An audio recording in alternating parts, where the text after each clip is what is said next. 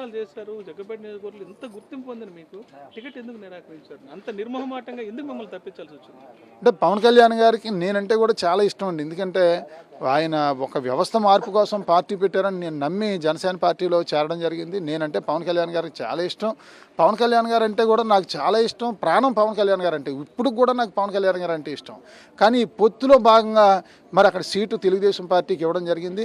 ఆ తెలుగుదేశం పార్టీలో సీటు ఇవ్వడం వల్ల అక్కడ జ్యోతుల్ నెహ్రూ గారికి ఎమ్మెల్యేగా పోటీ చేసే అవకాశం చంద్రబాబు నాయుడు గారు ఇవ్వడం జరిగింది. పవన్ కళ్యాణ్ గారు చంద్రబాబు నాయుడు గారు తీసుకున్న నిర్ణయాన్ని నేను కట్టుబడి జగ్గంపేట నియోజకవర్గంలో జ్యోతుల్ నెహ్రూ గారిని గెలిపించండి అని చెప్పేసి నేను శక్తివంచం లేకుండా నేను తెలియజేయడం జరుగుతూ ఉంది.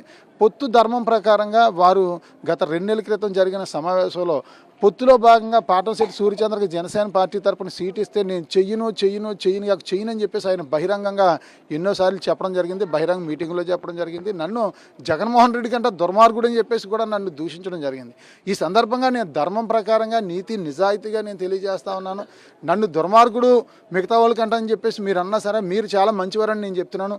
మీరు నాకు ఎమ్మెల్యేగా అవకాశం ఇస్తే చేయనని చెప్పేసి అన్నా సరే మీకు నేను చేస్తున్నానని చెప్పేసి కూడా ఈ సందర్భంగా తెలియజేస్తూ జగ్గంపేట నియోజకవర్గ ప్రజలందరూ కూడా పొత్తు ధర్మం ప్రకారంగా పవన్ కళ్యాణ్ గారు ఏదైతే కోరుకున్నారో సైకిల్ గుర్తు ఓటేయమని చెప్పేసి ఆయన కోరుకోవడం జరిగింది. సైకిల్ గుర్తు ఓట్లేసి జ్యోతుల్ నెహ్రూ గారిని గెలిపించాలని ఈ సందర్భంగా నేను తెలియజేస్తా ఉన్నాను. నేను మీకు అన్యాయం జరిగింది కదా, ఇక్కడ మీకు టికెట్ రాలేదు. 5 సంవత్సరాలు పోరాడిన వ్యక్తికి టికెట్ రాకుండా రెండో వ్యక్తికి ఇస్తానంటే దాన్ని ఎలా సమర్థిస్తారు మీరు?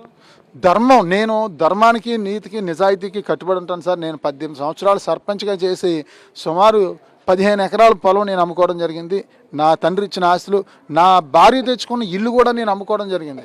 ఈరోజు అంటే రాజకీయాల్లో నిజాయితీగా ధర్మంగా ఉండడం వల్ల నాకు మిగిలింది ఏంటంటే ఒక ప్రజాదరణ, ప్రజల్లో మంచి స్థానం సంపాదించుకున్నాను. నేను ప్రజలందరూ గుండెల్లో ఉన్నాను ఈరోజు.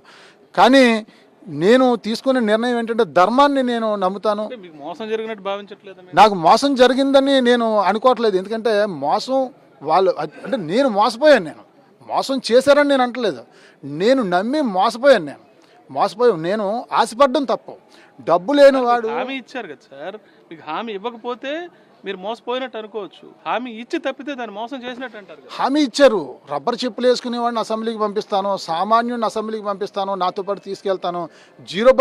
జీరో బడ్జెట్ పాలిటిక్స్ మనం చేద్దాం, 25 సంవత్సరాల ప్రయాణం మంది సుదీర్ఘ పోరాటం చేద్దాం, మనం కలిసి పని చేద్దాం, వ్యవస్థను మారుద్దాం అని చెప్పేసి చెప్పడం జరిగింది. ఆ మాటలను బట్టే నేను ఈ 5 సంవత్సరాల నుంచి ఇల్లు వదిలి, నా భార్య నేను కూడా ఇల్లు వదిలి రాత్రి పగలు తిరగడం జరిగింది.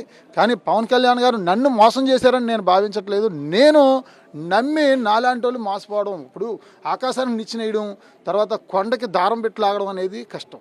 సామాన్యుడు కోట్లాది రూపాయలు లేనివాడు అసెంబ్లీకి వెళ్ళడం అనేది జరగని పని. అది నిరూపణ అయ్యింది.